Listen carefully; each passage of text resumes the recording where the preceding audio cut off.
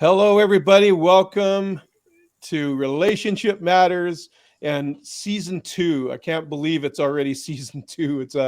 It's incredible when I think about it. I did this as an experiment. I just felt like there was conversations that need to be happening around relationships because I believe everything flows out of relationship. And so I really am excited about this season because we're going to go deeper this season than we even did last season. And the response was so amazing last season. I just want to thank all of you who watch and listen to the podcast. And I'm just really excited about this season. And I'm excited about today's guest, who I'll introduce to you in just a moment. I'm also excited that I've entered a new era. Now, people have been telling me, why don't you monetize this podcast? Well, there's a couple of reasons I don't. One is I don't want it to be a business venture. I want it to be a ministry. But that doesn't mean that it won't happen. But then somebody said, well, why don't you advertise your own stuff? You kind of never really, bring out your own stuff and whatnot. So here we go. I started a subscription program. So I'm just going to put it up here. If you want to have a look, it's if you go to subkit.com/Mark Gordon. Now you'll see it in the show notes. I'll put it in there as well.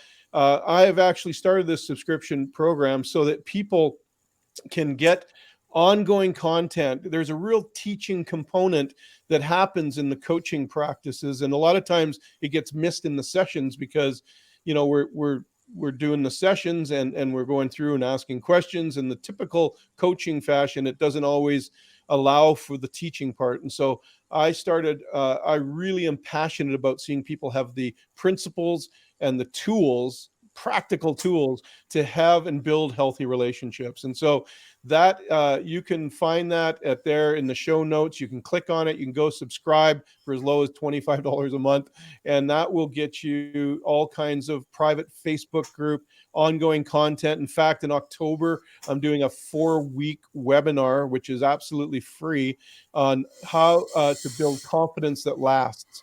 And it's going to be about discovering your identity and who God says you are. And because from there you gain confidence. And of course, I myself and my youth leader years ago coined the phrase Godfidence. When you know who you are, whose you are, and who that makes you, you have confidence that goes beyond the natural. We're not talking about a soul power thing. We're talking about a spirit power thing. So you can go and look on you'll see that coming out different places, but there you go. So on to today's show. I'm so excited to have Cal Ellerby with me, and I'm just going to bring him up here. Cal, how are you doing? It's good to see you. Yeah, you know what, Mark? It's a delight to be with you. Excuse me. Yeah. I want to say this. What you're doing is absolutely critical to our day. And so I commend you for your investment of wisdom and energy and thought and research into strengthening our relationships. Yeah, it's a day of great need. Thank you so much. I appreciate that. And I appreciate you and your wife. Just for everybody watching, Cal and his wife of 40 years. They've been married 40 years. We're right behind you. We're at 39. Mary, and his wife's name is Mary. They live in beautiful foothills of Calgary, Alberta.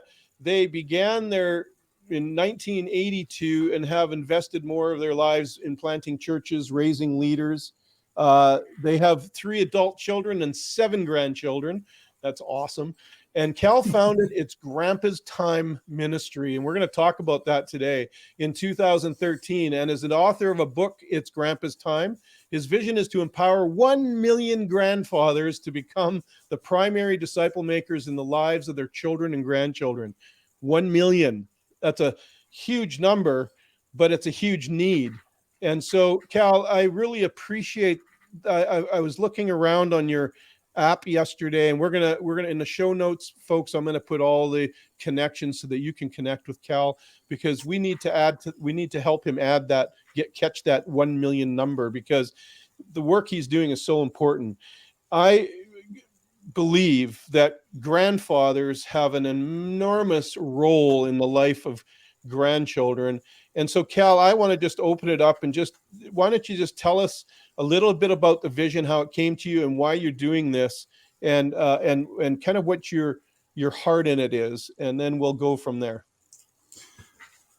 Well, I appreciate, Mark. I really do appreciate the opportunity to chat together, because that's what this is. It's a journey of how do we change the world. Yeah. And so I started pastoring. Mary and I started pastoring in 1982, as you said. And we pastored for almost 20 years, planting churches. And we really got tired and wore out. And so I stepped away from active ministry for a number of years, went into the business world and whatever. But I was in bed one night, and before I say that, I said to the Lord, I'm done with people. Like, I don't want to work with people anymore. You get somebody else to do that. And so a number of years, and I left the ministry. So a number of years went by, and I woke up in the night one night, and I had this prompting that said, you might not need people, but people need you.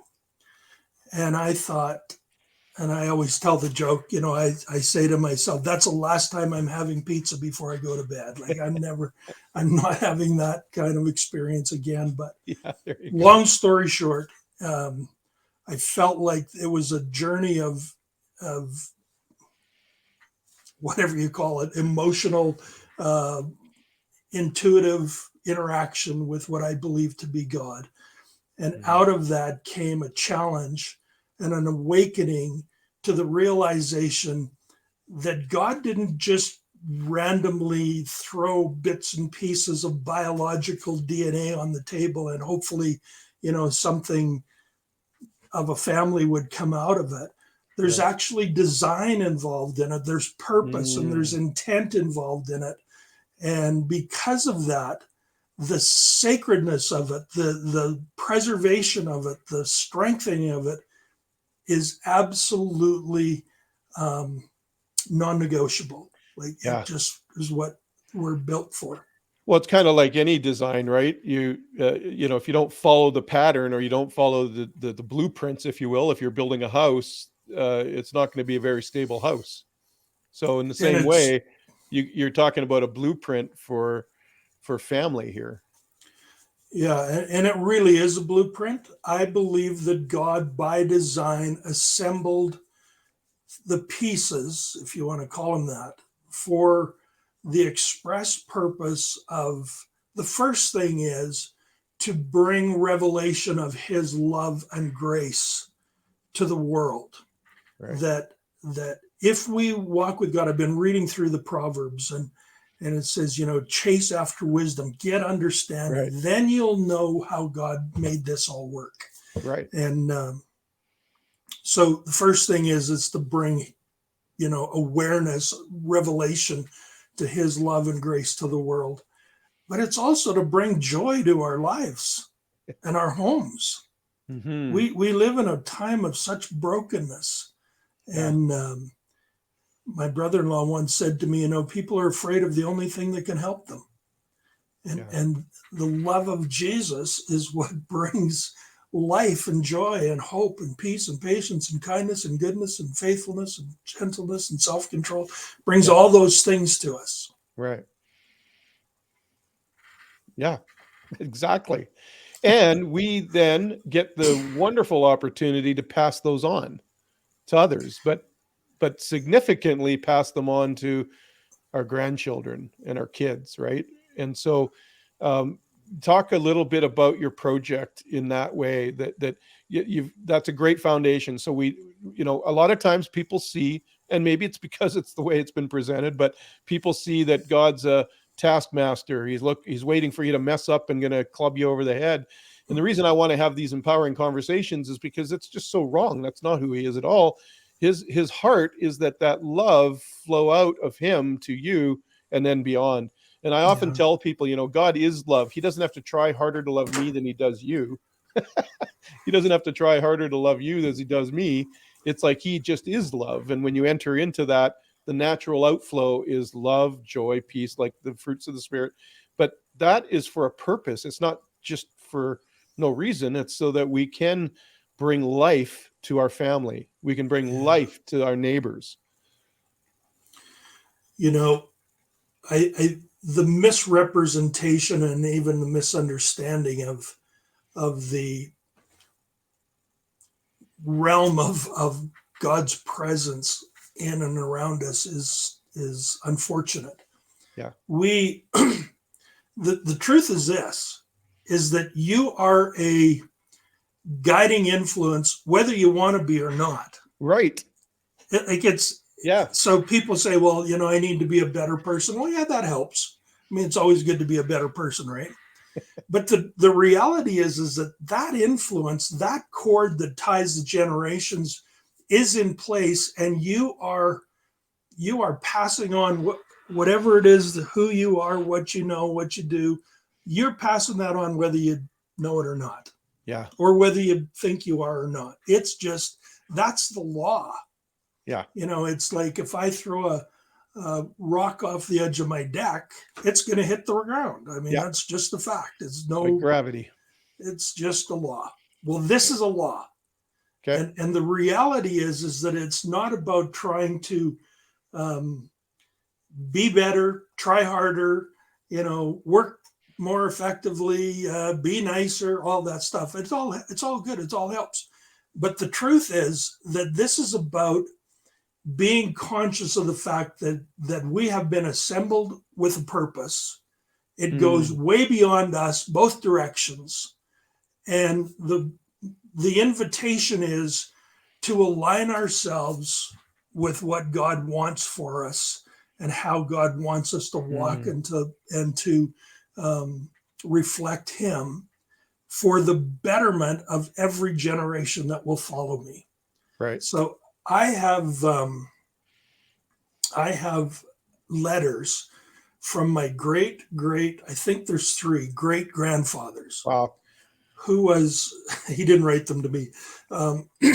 Well, actually he did, but he wasn't thinking about me. Yeah. I don't know where they came from. My uncle gave them to me. And he was actually a preacher at the end of the Wesleyan revivals in England and Wales. He was born in 1746. Wow. And in these letters, he challenges his own family to give their lives to God and submit themselves to the Lord. And he is riding around on horseback, you know, doing this 300 years ago, or whatever it is, 300 years ago. He did not think one second about me. Right. In fact, he's probably thinking saddle sores and mosquitoes. You know, it's like, I got to get to the next village and I'm feeling the pain of riding this horse all over the country. But God, think about that, Mark, the tie between those generations. I actually found a coat of arms for my family dated back to 1086. Wow. It's just bizarre stuff. I don't know how many other preachers or whatever. My grandfather was ordained in the ministry January 1st, 1939. He has 49 next generation kids, grandkids, actually just grandkids and great-grandkids and great-great-grandkids. And I would say over half of them have some kind of ministry involvement. Wow. So my point is that cord is in existence whether we understand it or not. Right. The reality is that we are shaping the next generation purely because of the way that God assembled it. Right. So now our challenge is, how do we align ourselves with what His best practices are? Right. Yeah, because that rope, I had a picture of, while you were talking there, it's like a string or a rope between the generations. It's kind of like, what are we putting on that rope to drip down, right? Like, what are we adding to that rope? We're adding something whether we know it or not. But if we do what we, like I always say, if you live by accident, or do you live by purpose? And if you live on purpose and you put intentional things on that drip, then you're going to affect the generations to come. Wow. And I think that is what you're saying here. And the role of a grandfather is to pass that drip on, to make sure that rope stays steady in the generational lines. It's so true. You know, there's a story in the Bible, in the book of Genesis, which is the first book in the Bible, It's a story about a guy by the name of Jacob. Mm-hmm. And Jacob, most people have probably heard the coat of many colors. I mean, Dolly Parton made it famous, right? Right. The coat of many colors was given to Joseph, Jacob's son, when his brothers sold him off into slavery. Mm. And the providence of God, he raised Joseph up to being the second most powerful man in the world. Right. And interestingly enough, if you follow Egyptian history, he may very well have been considered a deity, like Wow. by the people. Yeah. He was that powerful. But when he heard that his dad Jacob was dying, he gathered up his two boys. Boys' names were Ephraim and Manasseh, and he went out to see his dad. His dad, the Bible says, he was laying on his deathbed, so he was within hours of dying. Right. Yeah. And he took his boys out there to see his dad. And I don't think he went out there to say, Dad, I forgive you, whatever, it's been a good run. Yeah. See you in heaven, kind of a thing. That wasn't. The Bible says that Joseph, here's this amazingly powerful guy, went out there, and he actually bowed before his dad in this tent, touched his nose on the ground, like it was the ultimate expression of respect. Yes. And honor. And here's his dad, who was responsible in some way, even though he didn't know it, for him ending up a slave. But he bowed his head, touched his nose on the ground, the ultimate expression of respect by the second most powerful man in the world to his father. Wow. And his boys are there watching this incredible exchange. And then it says that Joseph basically said, his dad said to him, who are these kids? He didn't even know them. Yeah. He said, well, these are my boys. They're born in Egypt, and Joseph, or Jacob, the dad, the grandpa, said, bring those boys to me that I might lay hands on them and bless them. Wow. Like, I'm going to give them something. Yeah. I think that's why Joseph went there. He knew that there was something that only his dad could give those kids. Wow. And the fascinating part of the story, Mark, is that it says that Jacob blessed Joseph, the son, then laid hands on the boys and prayed for them. Right. But the blessing was given to the dad. Right. And passed on to the boys. And then I'll be quick. It says that when he started to pray, he said, as my father Abraham, my grandpa, and my dad Isaac, but he referred to them as his fathers, my dad Isaac, and as God has walked with me all these years as a shepherd, Joseph, I now bless you, or I pray for you, or I this is for you, and I bless these boys. There's 5 generations there, all tied together. Very cool. Yeah, and so powerful, right? I mean, it's so powerful when you think about it. And in today's time, what concerns me when I look around is the fracturing of families, the disconnect, like that. We were recently, my mother-in-law was here in town, and my daughter and my granddaughter came over, and I was looking. We took a picture of it because there was 4 generations of women right there. And it was just so poignant to me how important that is for my little granddaughter to know her great grandma, her grandma, and to have us all in the same room at the same time is significant. And I just think that we've lost that in the fracturing of families. So I want to take us kind of like super practical, because I think what's happened, Cal, is like because of that fracturing, there's a lot of influence lost. There's a lot of generational blessing not passed on. And I think in the void of not being intentionally passing on blessing, I think in the void, the vacuum creates passing on curses.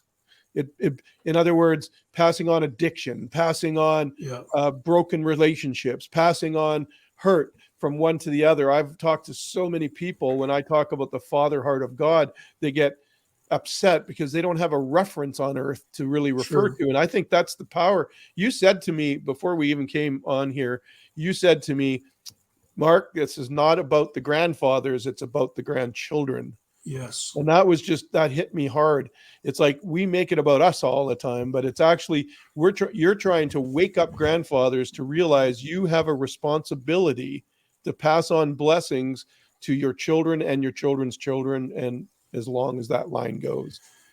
It's so true, Mark. Like, because of the name of my organization, everybody thinks it's about being nice to old guys. And I'm like, you don't get it. Challenging old guys. Well, this is about, like I say this, I think that the greatest youth pastors and Sunday school teachers are in our own bloodlines. Right. So this is about shaping a generation. Yeah. I'm old enough to know that my runway is short. Yeah. You know, my dad was 67 when he passed away. Wow. And I have history that is not favorable in my bloodline. So this is not about me.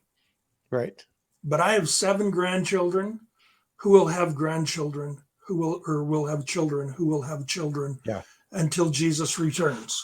Right. So this is not about you, Mark. This is not about me. Yes, it is. Yeah. But ultimately, God is interested in your grandkids. Yeah. God is interested in that generation. Yeah. And he happened to have designed the system, if you want to call it that. Yeah. You know, the family tree is built like a tree for a reason. Yeah.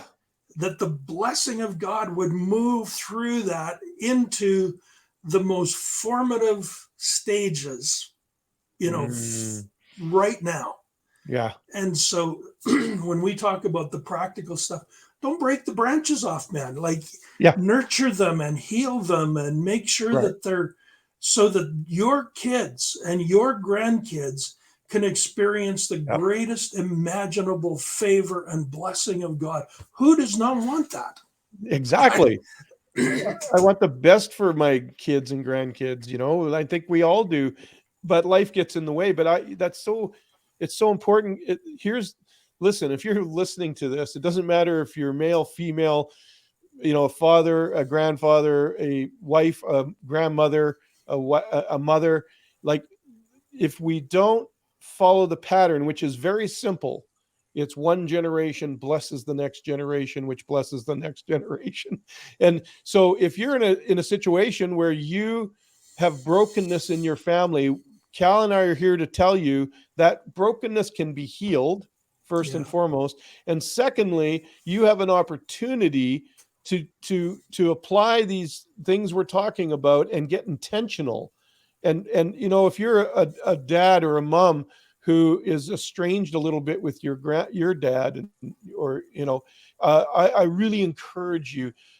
You know, Cal said it so wonderfully. Don't break the branches, heal the branches. Like, if you got to reach up to heal a branch above you, then reach up and heal that branch so that the conduit, the flow of that blessing does not get broken. In fact, one of the things that could heal it is if you go to your father, reconcile, talk it through, and figure out a way to see healing come, and then tell them their important role.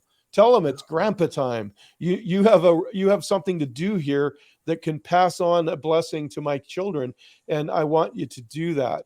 Now, I got to put a caveat in here, because I work with a lot of people who may be watching that maybe have had abusive fathers or abusive situations. That is, I'm not talking about putting yourself at risk. I'm talking about regular families that have regular problems.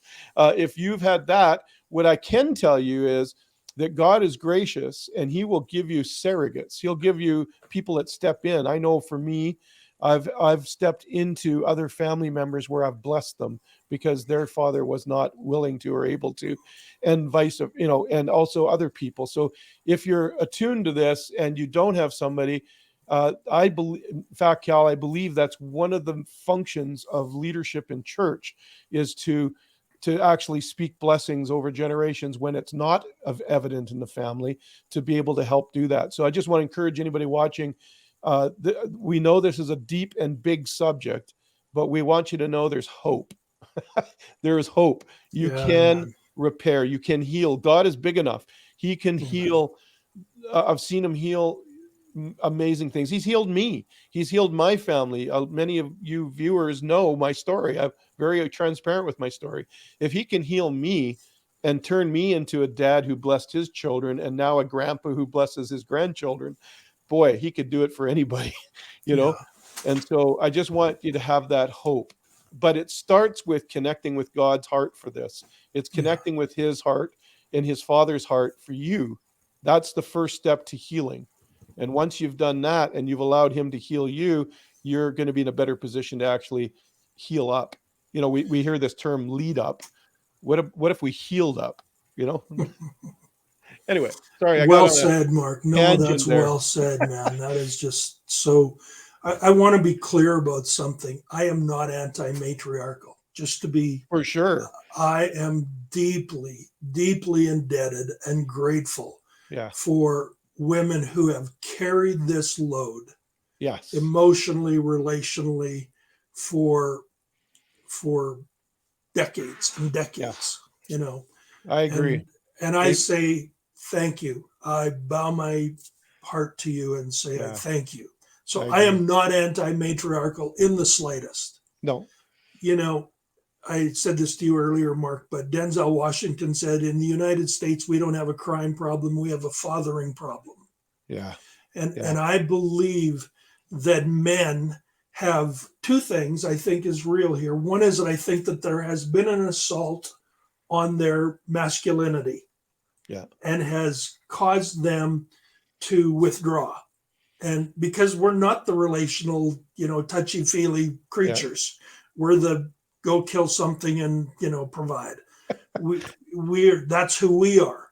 Yeah. The second thing is that guys in many ways have lots of stuff in their closet that has made it difficult for them to feel worthy. And as a result of that, they've abdicated their role and their responsibility. Right. My point is this: they need to get well, they need to get healed, and they need to engage, because it is God's design for the best to flow through that family tree and really impact.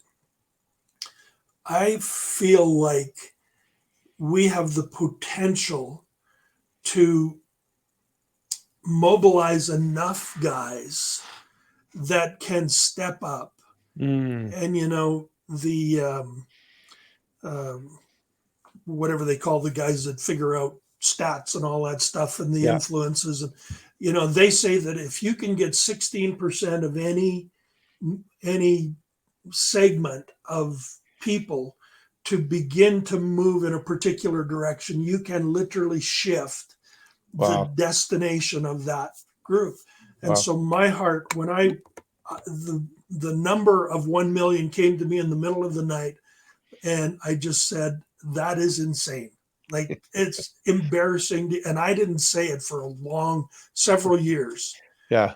But I continue to believe that through social media and relational networks and everything else, we can mobilize an army of guys who will carry a healthy representation of the Father heart of God into our society and begin to establish solid bases in the lives of our children and our grandchildren. Totally true. We're seeing it the opposite, aren't we? Like, I mean, that stat is very real when you think about how, all the hot button issues today, how they do that very thing. They get a critical mass moving in a direction, and then it becomes standardized. It becomes normal.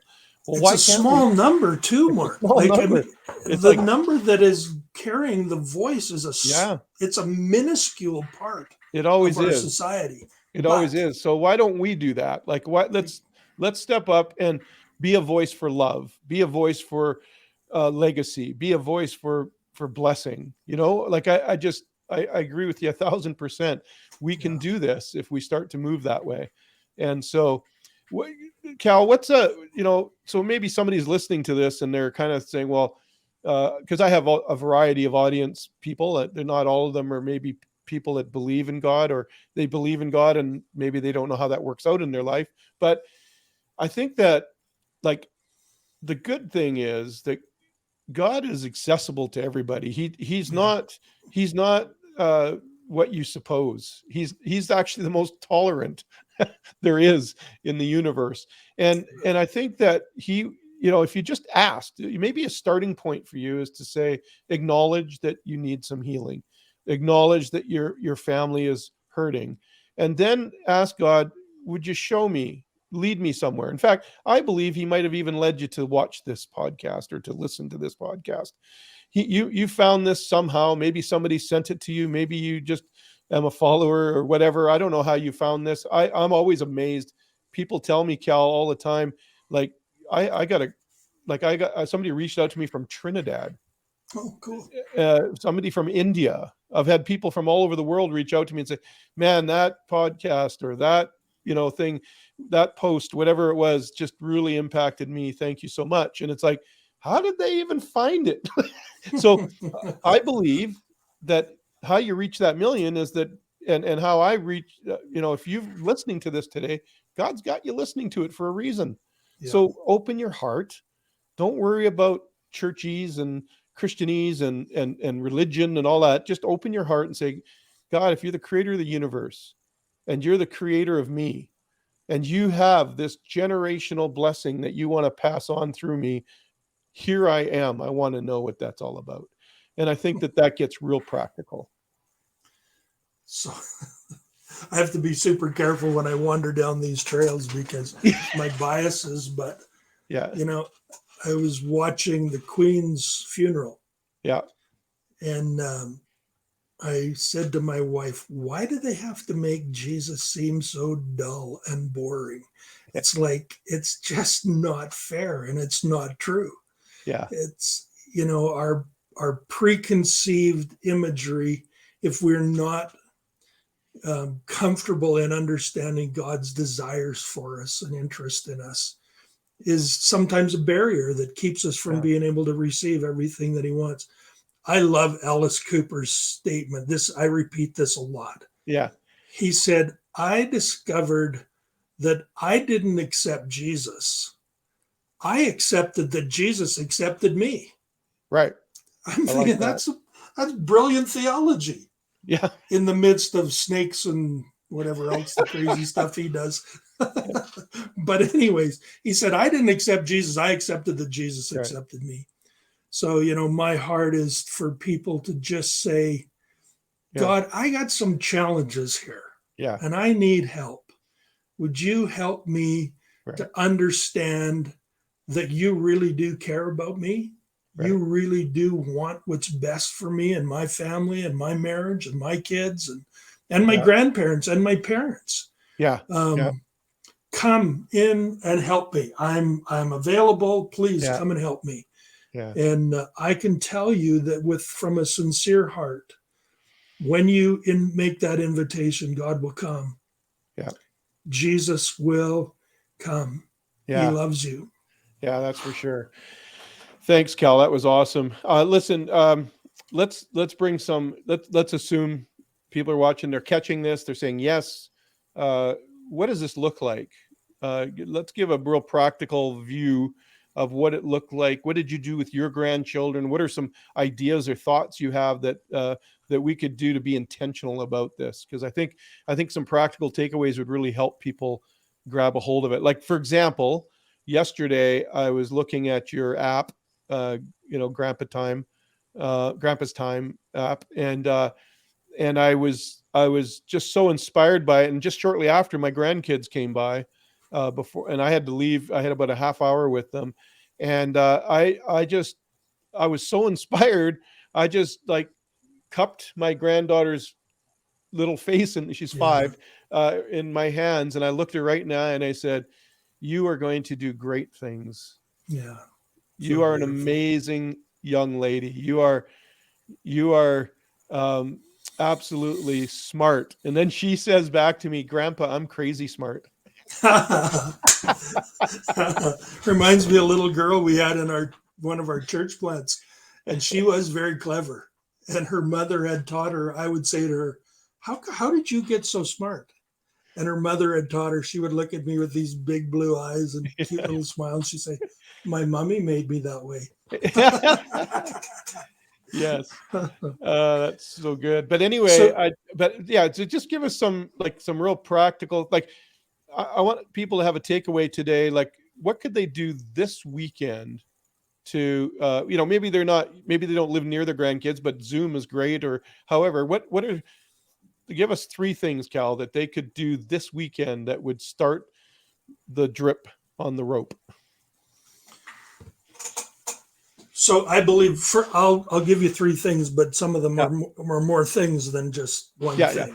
So the first thing is that I believe that gaining some understanding around what I consider to be the 5-step blueprint, and that is understand who you are in God. So if you're a grandfather, understand that you have a patriarchal appointment. Right. God put you in the family tree for a reason. Embrace that.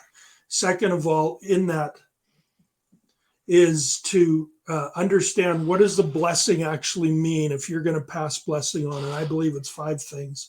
Okay. That our kids would know God, that they would have a spiritual encounter of the power of God, that they would live under his favor, that their wealth, their health, their relationships are strong and healthy, that there is a purpose for their life. Help them to understand what that is. Pray that into their lives. Help them to know that they exist for more than just their own pleasure. And that they are fearfully and wonderfully made is the 5th thing. They're the design of God. They are fearfully and wonderfully made. So what you said to your granddaughter is to say to them, God made you special. Yeah. Don't let anybody tell you different. Yeah. So that's the first thing. I think understanding the 5-step blueprint. I have a number of things, but I'll pick 2. Yeah, sure. 2 more. We can do bonus ones if we want. Yeah, the bonus round. The second thing is that I believe that we need to learn how to tell stories. Psalm 78 is about David being challenged to tell the story of the journey of Israel, right from Moses. Tells the whole story. Read Psalm 78. It's all there. I believe that we need to learn to tell stories. Yeah. And I have an app that I call Airspace. It's a subscription-based app, but I have in there a structured thing. It's part of my family tree. And I have what I call a story inventory. And I I list a whole bunch of different kinds of stories, and I make myself familiar with them so that at a moment's notice, I can tell my grandkids a story and make Jesus the hero. That's so good. And we need to be intentional about all this stuff. Yeah. And the third thing is, because I know that I want to be respectful of time, but the third thing is that I think that we need to create a influential village. And so I grew up in a very small town. And that small town was basically all Norwegians. And the church was the most prominent community influencer. They owned virtually all the businesses in town. They were some of the biggest farmers. They were mostly all related. Yeah. And so when I went to town, even though I turned out to be a brat for a few years, when I went to town, I was watched by and had relationship with the whole village. Right. To tell you a quick story, we had a young guy come to work for my brother and I for a little while, and we were building these fences. And he was 15 from the city. The owner of the business that we were contracting to had sent him out, forced us to bring him on. He's just this big, strapping, naive, dumb kid. And we were building fences. And there was 2 boards laying side by side like this. And we had been nailing them on. And I said to my brother, I said, that board's too short. And he said, well, we'll have to get a board stretcher and, make it fit. Yeah. And the kid's standing there nodding his head and we looked at him like, this kid doesn't get it. He doesn't realize that's a joke. So my brother said to him, hey, I won't tell you his name, could you run down to the lumber yard and ask, the guy's name there was Ben, could you ask Ben if we could borrow his board stretcher? The kid was excited about getting to drive the truck, so he took off and goes down there. And as soon as, and the old guy that was there, he's like, he started to go, what are you talking about? But his son, who is the manager, heard him, comes running out and interrupts, and he goes, oh, no. He said, I lent my board stretcher to, the guy's name was Harry that ran the hardware store. If you go over to the hardware store, he will give it to you. And we didn't prompt any of them. They did, but they knew they caught on. They got on it. So they said all morning that kid ran all over the country looking for this board stretcher. And when he came back, well, now we were too scared to tell him the truth because his dad would be mad. But I always remember him saying, the first place I went was that lumberyard, and that old guy looked at me like I was crazy. He said, fortunately, his son was there and told me that, So that's a silly story. But my point is that I believe that we need to be intentional about creating a village. Yes. Who are the voices of influence in your family's life? Yeah. Yeah. Find relatives that you can say to them, would you send an encouraging note? Would you text my kid? Would you intercede for them? Would you give them a call once in a while? Would you be a voice of influence and be intentional about creating that village? Yeah. So when we think about, the grandfathers and the fathers and the mothers that have been, train wrecks and had troubles and had struggles, and we don't have relationship and everything else, that doesn't mean you're without hope. Right. Be intentional about building a village that is going to be influential in the lives of your family. That's so powerful, Cal, because in my book, the last section is about, I built my book's on a syllabus of building. If you want a healthy house, you need a solid, like a healthy foundation, a strong framework, and a healthy, sturdy roof. And I talk about that. Every person you invite to speak into your family life is a shingle in the roof. Yeah, and so that's good. If you want to have a healthy, vibrant relational culture in your family, be part of a village. Be part of a group of people who are like-minded, who want to share blessing and want to help you. So that's so good. Number 3 is so powerful because I've seen it. I've seen it lived out. And be intentional about it, Mark. That's the key. That's it. We have to be intentional about this. Like it's not going to just randomly happen. Yeah. Be engaged. Too many times when I was a youth leader, I had parents I had one, just to tell you a quick story. I had a mom come to me and just scolding me and just ripping into me because her kid got caught doing something wrong. And it's like she's going on and on about what I should have done to prevent it. Yeah. And I was just the youth leader, right? And it highlighted something that has become something, and that is people tend to contract out their parenting to other people, and especially spiritual stuff. Yeah, especially the spiritual stuff. And that is not what you're saying. You're saying, no, you're the primary influencer of that person, that kid's, those children's and grandchildren's lives. However, because you're the primary, you are intentionally bringing people that are safe and that think the same and can speak into their lives so they hear it from others. I can't tell you how many times, because I always encourage my kids to do that, especially when they were teenagers, and how many times they'd come to me and tell me all excited about something their youth leader said, and it's something I had been telling them for like years, and they just Dad's voice was too familiar, so they tuned it out, and then they would say, and then they would stop in the middle and say, wait a minute, you've told me that before. It's like, yeah. So it's like, I want the people in my kids' life to be confirmers of what I've already said to them. And so I just want to underline that, like, when you get a village, that village is not to take over your responsibilities. That village is to confirm your responsibilities and confirm what you're telling your kids. Hey, walk with you. Yes, to collaborate, to walk be a with. Part of it. Be a part Have of the people, journey. because not everybody, sometimes you have bad days. You need to call somebody and say, man, I feel like the worst parent in the world. And just like, no, you're not. This, and so I agree with you. So number 1 was know that you actually have a mandate. Be intentional about your calling and know that what understand the 5-step blueprint. Yeah, the embrace 5-step your blueprint. mandate, understand what blessing is. Yeah. Lay hands on your grandkids, or this is for grandparents or grandfathers. Speak life into their lives. Yeah. Do it in faith. You can, that's a lot for people to remember. If they go on my website, grampastime.com right now, you can get the book for free. And there's a study guide that you can use as well. Yeah. That's there. The story thing to me is creating a story inventory. Yeah. Kids love stories. Yeah. And second or thirdly is be intentional about who's going to be in your village. Yeah. Who's your village? Yeah. Because it takes a village to raise a kid. Wow. And be intentional about who that is. So years ago, I read a book, somebody, I don't know, I probably wanted to be a millionaire or something, but it was 10 laws or 10 rules for becoming a millionaire. Yeah. It's the only one I remember. The only law I remember is this. Law number 1 was get rid of all the people in your life that don't want to be a millionaire.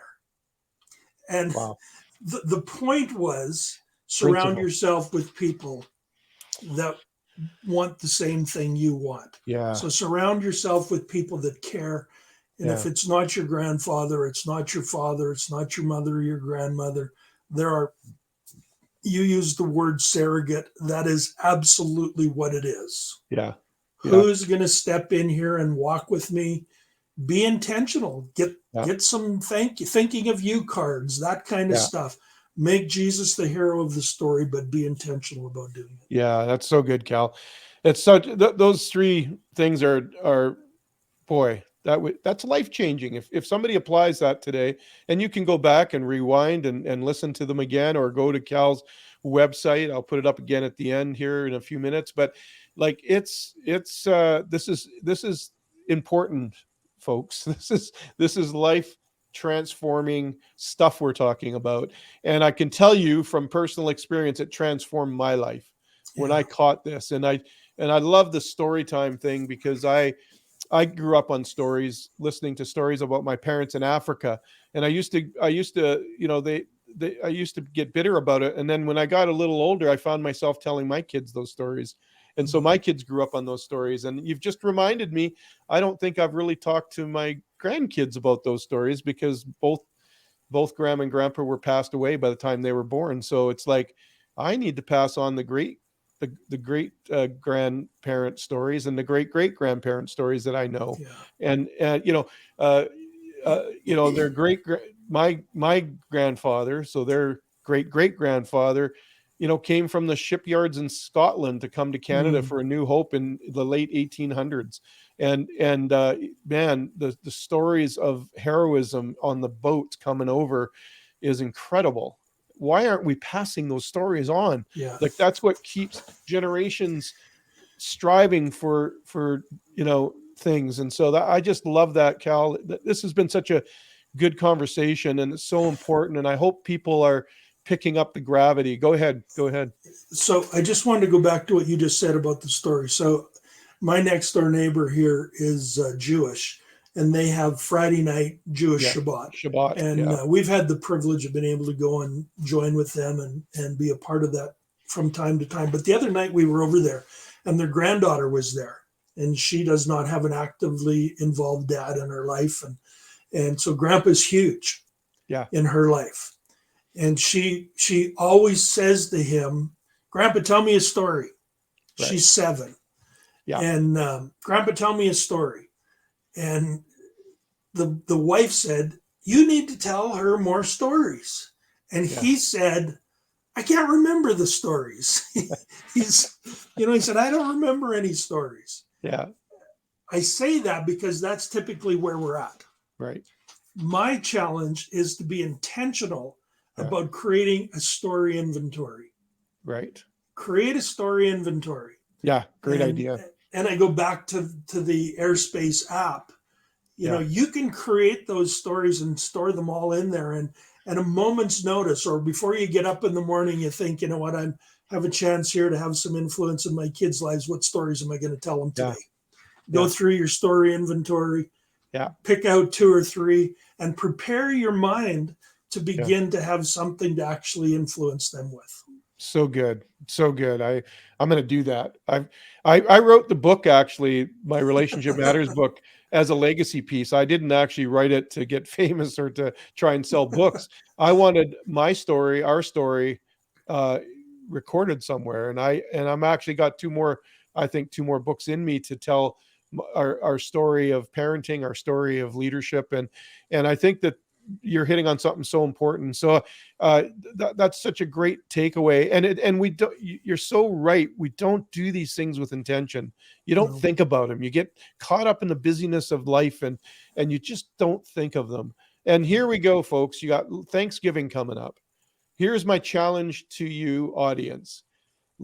Do something we talked about today. I would suggest the Shabbat ceremony is so amazing. It's just so very simple, where the father goes around the table and blesses all the children and blesses everybody at the table.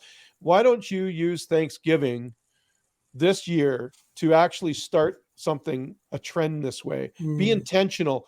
Come up with a couple of stories, write them out, practice them. Find something that you want to speak over each of your grandchildren or your children, and just go around the table and tell them what, ask God to give you.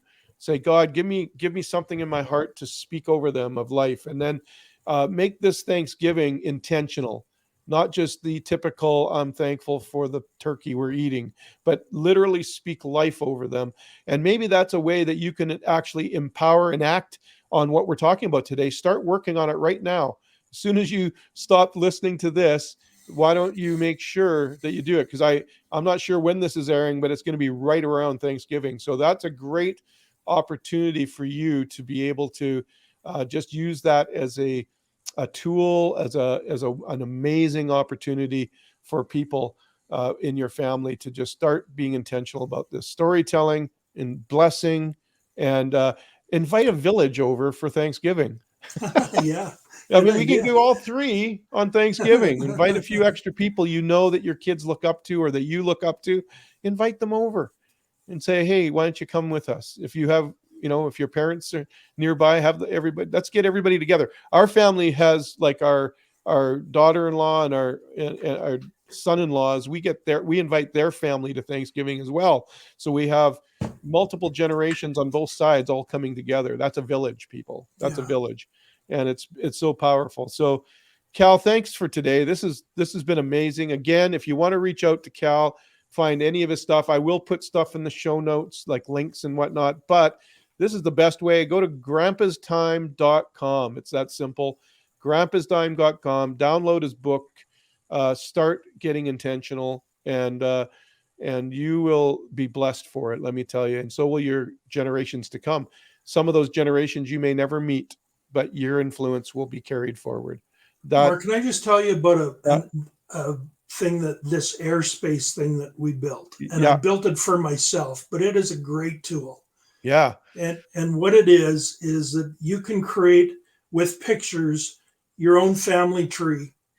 Wow. And when you click on each of those family members, a journal pops up, and you can record all the different thoughts or things that you have, that as you think about your kids' stories, whatever it is, and then put them in a file. You can download them into a file, archive them, and you'd be amazed at when I read those things to my grandkids, they come to life. Yeah, I bet.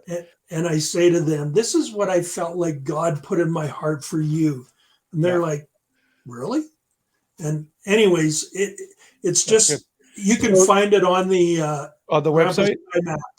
It's on the Grampa's Time app. Okay. So on the Grampa Time app, if you go to either the Google store or the whatever the Play Store and or the Apple App Store, you can find it there. Just type in, I found it very simply. Just put in Grampa's Time, and you will see it pop up. And I'll have a look for that. I didn't notice it, so I'll start. That app sounds like it's a great tool. So they can get that app off the Grampa Time app. Yeah, it's just you click on it there.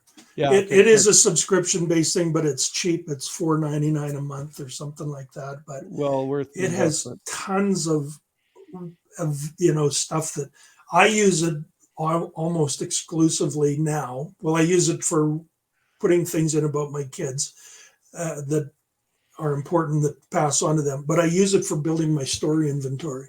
All right. That's awesome. I love it. I'm going to check that out myself. All right. Thank you, Cal. Appreciate it. My pleasure, man. What a delight to This has been a be a great part of what you're doing. And it's been so inspiring. And I hope that the audience picks up on this and runs with it. Seriously, people, share this out. If you know grandpas, if you know people out there, men, fathers that could use this conversation, please share this video, share this podcast. You can share it with all your circle, because this is a really important, empowering conversation. If you can take it to heart and act on it, you're going to see transformation in your life, in your family's life.